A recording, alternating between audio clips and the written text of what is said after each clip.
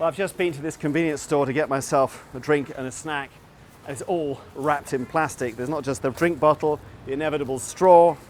There's a little package of bananas here, all wrapped in plastic. And believe it or not, a peeled boiled egg, beautifully sealed in plastic, all of it inside a plastic bag. And quite often they'll even double that up and put it in another plastic bag. This really is a plastic country, and that's partly because, well, Bangkok is a very fast-moving, fast-paced city where people live off food from the street.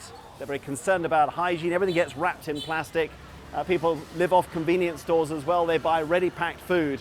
But the awareness of the damage that this plastic is doing to their environment is only just beginning now. There are just mountains of this stuff. 70 billion plastic bags every year bought by Thais and inevitably thrown away. Now, recently we've had a whale that was washed up on the coast in southern Thailand with 80 plastic bags inside it. The sea life often mistakes these for jellyfish.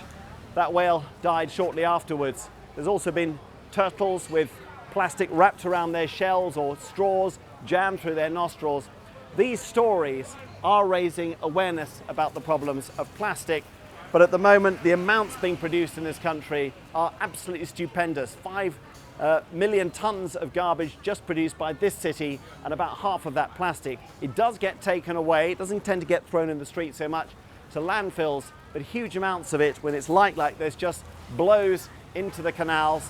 Waste management is not something that Thailand has invested much in. People living in this city pay very little for their waste disposal, and inevitably huge amounts of this plastic ends up in the sea, with very little government action so far to change it. If you go to the supermarkets, it's very common to see people double, even triple bagging their shopping.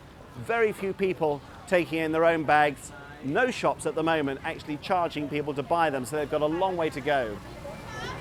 Here in Thailand, understanding of how much harm plastic waste can do is rising. People do want to do something about it.